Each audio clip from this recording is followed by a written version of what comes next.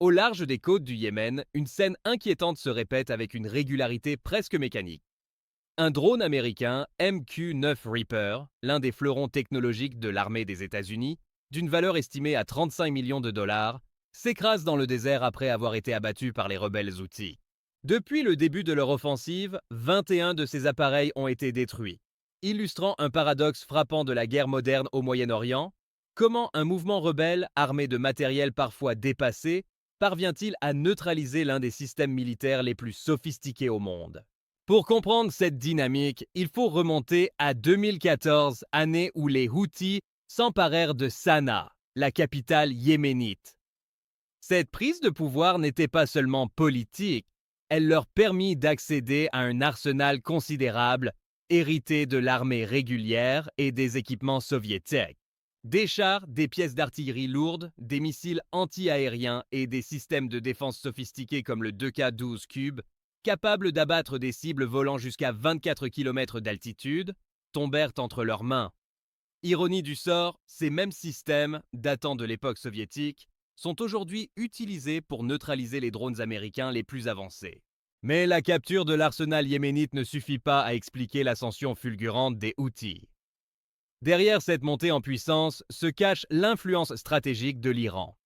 Téhéran a transformé le mouvement local en un acteur militaire régional capable non seulement de tenir tête aux États-Unis, mais aussi d'utiliser leur propre technologie contre eux. Depuis plusieurs années, l'Iran fournit aux Houthis un soutien complet. Armes, formation, renseignements et financement.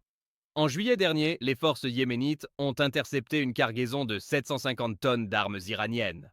Moteurs de missiles de croisière, drones Shahed 107, missiles anti-chars, systèmes de défense anti-aérienne portables et manuels en farsi provenant d'entreprises sous sanctions américaines. Ces livraisons montrent que l'Iran cherche à doter les Houthis d'un arsenal rivalisant avec certaines armées nationales. Au fil des années, le mouvement a développé une autonomie opérationnelle croissante. Dans leurs bastions de Sanaa et Saada, ils assemblent désormais des drones et des missiles en série, combinant composants iraniens et pièces achetées sur le marché international. Le drone Casque 2, fer de lance du mouvement, est une copie locale du Shahed iranien. Le missile de croisière CUDS-4, dévoilé en 2019, s'inspire du PAV iranien et peut atteindre des cibles à 2000 km, menaçant Israël, l'Arabie Saoudite et les bases américaines dans le Golfe. Même les drones de reconnaissance Mercedes 1 et 2 semblent s'inspirer de la technologie américaine RQ-21 Blackjack, probablement récupérée après captures et minutieusement analysée. Selon les estimations de la CIA, les Houthis alignent aujourd'hui près de 200 000 combattants. Leur idéologie est clairement affichée dans leur cri de guerre. Dieu est le plus grand. Mort à l'Amérique, mort à Israël, malédiction sur les Juifs, victoire à l'islam. Inspiré de la révolution iranienne, ce slogan reflète une détermination idéologique intacte.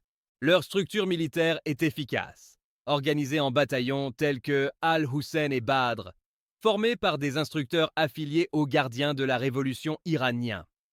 Le mouvement ne se limite pas à des opérations terrestres. Depuis novembre 2023, il a lancé plus de 190 attaques contre des navires commerciaux en mer Rouge, en coulant d'eux et en capturant le Galaxy Leader pendant plus d'un an.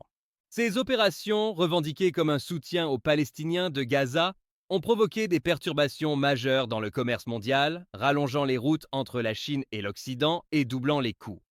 L'Égypte estime ses pertes à 800 millions de dollars par mois, tandis que le trafic du canal de Suez, vital pour 12% du commerce mondial, s'effondre, provoquant des conséquences économiques jusque dans les économies occidentales. Face à cette menace croissante, les États-Unis ont intensifié leur intervention. En mars 2025, l'administration Trump a lancé l'opération Ryder, la plus vaste campagne de frappe au Yémen depuis des décennies. Entre le 15 mars et fin avril, plus de 800 cibles ont été visées par des bombardiers B-2 Spirit depuis Diego Garcia, des chasseurs F-A-18 depuis le porte-avions USS Harry S. Truman et des missiles de croisière Tomahawk. Le bilan officiel fait état de 316 morts côté Houthis, dont un nombre important de civils, mais sur le plan militaire, les résultats restent limités. Les bunkers souterrains, fortifiés depuis des années, résistent aux frappes et les arsenaux demeurent en grande partie intacts. Pire encore, les Houthis ont continué à abattre des drones, 21 MQ-9 Reaper depuis octobre 2023, soit une perte financière de 735 millions de dollars, dont plusieurs depuis le début de l'opération Rider.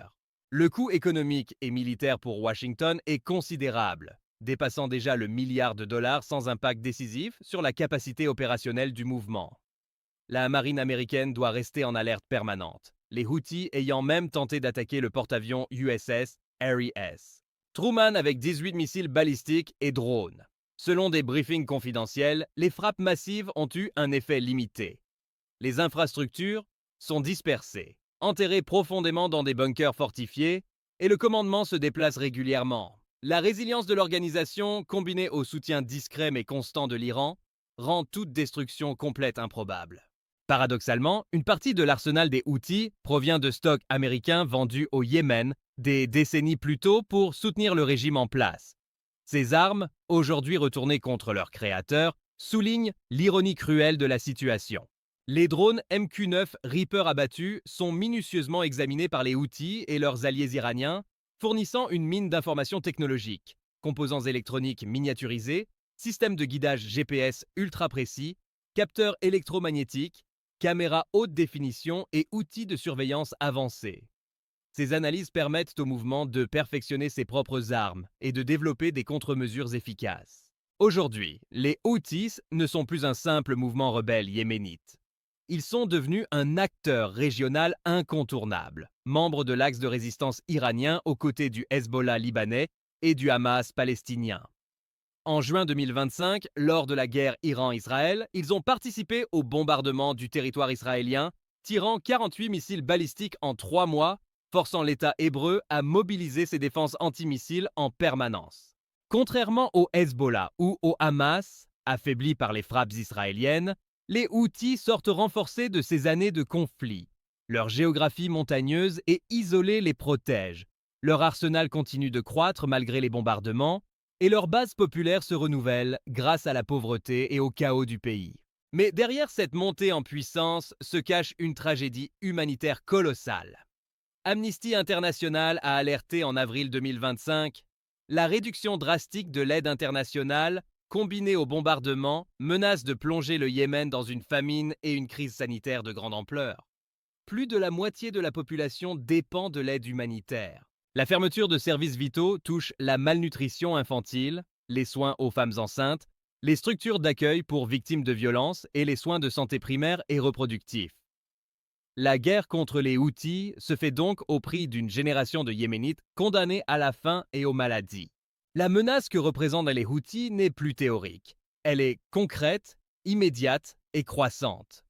Nourris par l'Iran, armés paradoxalement par les débris de la puissance américaine, ils représentent un acteur capable de redessiner l'équilibre militaire du Moyen-Orient pour les décennies à venir, tout en plongeant leur population dans une misère sans précédent.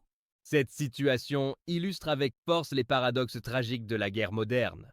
Un mélange de technologies avancées, d'idéologies radicales et de conflits humanitaires où les armes et stratégies du passé servent désormais à défier les puissances du présent.